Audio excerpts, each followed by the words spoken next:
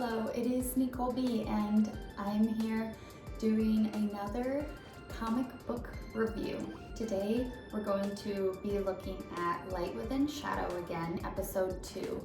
I already looked at episode 1 and I gave my final summary. It's already posted to YouTube, so you can watch those if you haven't. Today is episode 2. Light Within Shadow is an action fantasy comic on WEBTOON Canvas. I would encourage you to check it out. Subscribe, leave hearts on the episodes, leave comments. Those are the things that warm creators' hearts and encourage them to keep going. Please support this awesome creator, this awesome comic. Before I start, let me remind you of a few things. Number 1, I am reviewing these comics blind, which means I am looking at them for the first time or first time in a long while, since I haven't read comics for some time because I've been working on my own comic with WEBTOON. That means I'm looking at it blind in the way that a new reader would, which will help give some insight for creators to see what it's like for a reader to experience their comic for the first time. But that also means that I am not condoning or agreeing with any of the content that I'm reviewing. I am being an observer of it, not a creator of it. Number 2, I am not giving advice or feedback unless it is asked for. Also, just a reminder, I am doing this solely for fun. This is my way of supporting other creators, helping you to find new stories and to find things that you enjoy. That being said, I would love if you would come alongside, like and subscribe to the channel. That helps me know that people want more of this content. Let's jump into episode 2 of Light Within Shadow on WEBTOON Canvas. Beautiful character design.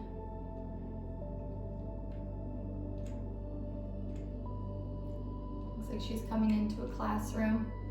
Again, I noticed this in the first episode, sticking to that blue, brown, green color palette. Always a good choice. Have a clear color palette. All right, so here we have, she's late to a class, Lysandra, the main character, she's running in. The teacher is then going to share, it looks like this is going into a world building, a fantasy history. And that was something I was going to say. In episode 1, I was really pleased that it did not start with a fantasy world building dump. Fantasy comics, for me, that is an instant turn off. Some people may like it, but I've also heard that from a lot of other readers that we do not want to be dumped with a bunch of information to where it feels like we are in school, we are being lectured, or we are being taught. Comics are a pastime for most people, though they do like reading deeper things, heavier things, understanding lore and world building. My suggestion is always to put that later on in your stories when your readers are more invested. Part of that is because reading long history, long world building takes mental energy. You have to make sure that your reader is invested enough in your story before giving them information that's going to take mental effort. There has to be more enjoyment than the mental energy required to reading the story. So thank you for episode 1 that we got thrown right into an action scene and that we weren't given a bunch of world building that we had to read and work our way through. So let's see how this scene goes. The basic story here, the history is several millennia ago, a rift between the spirit world and the mortal realm was torn asunder. I do love when world building dumps or lores, things like that, kind of have a change of art style here, and we do have that here where it looks more historical. It is beautiful in the background, which also helps too when you're being fed a bunch of information. In what is now known as Narago Valley, that's beautiful there, from this rift our world of Varalos, sorry if I'm mispronouncing that, endured its darkest time, the War of Spirits. The Amok, the dark gods of the spirit world, invaded Varalos with intent to rule over it. Ooh, that's beautiful. That dark, like I said, the color palette has been sticking more to green, brown, and blue. And then you have this more, it's kind of brown, but it's a little bit more yellow here, these eyes in the darkness. Very beautiful. And with the blue highlights. Bronze, humans blessed with uncanny vitality and the power of nature, saved humanity from onslaught. However, as the war dragged on, the strength of the bronze weakened through attrition. So they were powerful, they protected everybody, then their powers weakened. Near the war's end, the gods of Varala sent 2 champions to strike down the Amok. With the champion's strength, the Amok were destroyed and humanity was finally victorious. This is beautiful here. These panels here are very beautiful. I love the flow of the vertical panels. That is something as a creator, it is actually really hard to do, to make those panels flow and to not have it end at a straight line, and did it well. All right, class. So there she closes the book, it looks like, and she's done. She's done telling it. I will say, for me, it wasn't too long, it wasn't too bad, and you put a lot of pictures. It was beautiful, beautiful artwork all throughout that. That was good. I will say, even for me, just reading this, I kind of get to the end and I kind of forgot a lot of the details that were already said there. I don't necessarily think fantasy world dumps are necessarily bad. That one was, compared to a lot of comics I've read, that one was very well done. It wasn't super long. It got to the point. I did get a little lost because there was terms and words that I'm not familiar with. I'm reading it, scrolling through, I'm seeing all this beautiful artwork. So to give you an insight from what it's like for a reader, I get to the end of that, and if someone were to ask me, okay, what is the world building here? I wouldn't feel 100% confident. Like, I've already forgotten some of that, and that's just how it is, unfortunately, with reading comics. It sounds like there were these powerful beings that protected the world from these foes. I think they were called Varans, but then they had a war, and then they weakened over time, is kind of what I got to. So that's just to give you an idea. Sometimes I think in fantasies with world building, it's almost better to make the reader more curious and to make them be searching for more answers, and to have some of that world building come out more in dialogue, because then the readers are there going, I want to know so much more about this world. I want to understand this world. Instead of being like, okay, you gave me more than I need, where it feels like you're drinking from a fire hose. Overall though, this wasn't too bad. It was done tastefully. Okay, so they're going to a shrine. Aw, Lysandre's so cute. She is very cute. I am more prone towards female leads, looking more, females looking more realistic, like this, where this is a girl that you would see anywhere, as opposed to like unrealistic beauty standards. She's happy to help. Oh, poor Johnny. Keep an eye on Johnny for me. He's nose picker. All right. Don't let Johnny out of your sight. I love the facial expressions. So good. So good being able to do expressions. Oh, Zach. Zach was the guy from episode 1 that Lysandre was kind of blushing about. Oh, there he is. He's cute. He's kind of got a cute, like, Sokka from Avatar energy about him. And the kids like him. That's a green flag. She's not very happy with him though. The teacher, she wants him. She wants somebody else to be helping with the kids, not him. That's funny. So up here he says, you know, she wants Steven to help, and he says Steven got tied up. And here he is. You gotta have some good comic humor in here. This is very comedic. Ooh, he's asking if she's got plans, but I remember from episode 1, I think he's seeing somebody. So what's going on here?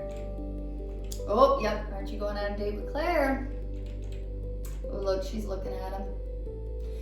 Now see here, and this is just such petty, and I'm sorry, this is a little petty, but because she is over here on this side, I prefer if her panel was over on this side. I'm trying to remember what that is called in comics, where the perspective, the point of view, where you want the character to stay on the same side if two people are having a conversation and not flip. There's a rule in comics, and I'm trying to remember what it's called, and it kind of helps the reader's eyes to not jump back and forth. I can't believe I cannot remember what it's called. All right. Oh no, his girlfriend canceled on him. She was busy. Oh look. Uh-oh. The relationship might be a little rocky. Ooh, look. I love this. Such good art here. We got that person in the front, and then we got the background, and then we got even the kids back behind. So many layers to these drawings. Beautiful. I love that. Oh look, don't you dare go in the forest. Lysandra was talking about the forest earlier. Travelers have gone missing lately. There's foes out there. Remember, Lysandra said, your deepest fears can be seen out there. So nothing happens in this village, but there's danger in the forest. My guess is most of the story is going to take place out in the forest, if I had to guess. Oh, look at that. He's defending her. She feels so awkward. That's how I feel during conflict. So very relatable here. Very good job drawing expressions. Yes, these expressions are so good. You don't have to say anything, but you know what the character's feeling. That's how I feel during conflict. Ooh, okay, there's something watching. Maybe some blood on their coat. So we're seeing there was definitely danger in the forest. Like, that's kind of this background. I do like how the background turned to black. That's good. I think you could play with that a little bit more in some of the episodes so far, like some of the scenes, making it turn dark, using that gutter, the space behind the panels to explore that. And that is the end of episode 2. Overall, this was another great episode. I love the art, and I think the character expressions, the color palette, it's beautiful. I love it. I think we're getting to see there's some relationship dynamic, but you're seeing the plot start to build. It's a slower build, I think. Like this episode, I will say overall, compared to the beginning of episode 1, and because I know the genre is listed as action, this episode felt a little slow. It did. And that's okay. I personally don't mind that, a slower feel to it. If your main genre is action, an action reader may feel like it's too slow. And I know I mentioned this in episode 1, maybe trying to play with these panels a little bit more. Trying to have the panels be different shapes. It helps make the dialogue portions feel a little bit more interesting when you're playing with those panels, you're playing with the gutter more, because the characters in dialogue, they're more so sitting still. They're just talking. I always think about comic for readers to look at to get a good idea of how to make dialogue intriguing. I always say read the manga of Death Note. And that is because Death Note, I feel like as a manga, really pushed the limits for having a comic that is so thought and dialogue based. You know, so much of Death Note is somebody sitting in their own thoughts. But you look at those panels and they're beautiful and they're intriguing and you're drawn in to it just by dialogue, by people's thoughts, where, you know, comics for so long, so many of them, you know, on the American side and also on the Eastern side were so action-based. I think it's good to see great examples of comics that really push the limits in those dialogue-based comics to get ideas of how can we make our dialogues more interesting. That was for me doing a romance that was focused on mental health and the characters' internal thoughts. I had to make those panels more interesting because some whole episodes it was two people sitting still having a conversation. How many times can you show their face? Making these panels interesting. Some of these you really did a great job on that. The background colors being interesting, doing different angles of them, different, having where there's multiple, a front and a background, all of that. You did really good. I think you could push the limits a little bit more by working, as I said, with those panel shapes and the gutter and making it a little bit more interesting. But that's just my opinion. You can take it or leave it, because really at the end of the day, this comic is gorgeous. I would highly encourage anyone who's a comic reader to check out this comic. It is great. It's a great comic and it deserves so much love and support. It's on WEBTOON canvas called Light Within Shadow by Blumouse. The link to the comic is down below in the description. Please check it out, support this awesome creator. I'm going to be reviewing episode 3 next, and that will be my final video about this comic.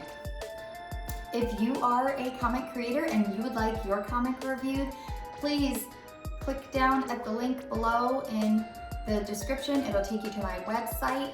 If you are a comic reader, comic lover, comic supporter, and you're here along for the ride, please like and subscribe. As I said, I will be doing episode 3 next, and then I'll be moving on to another comic.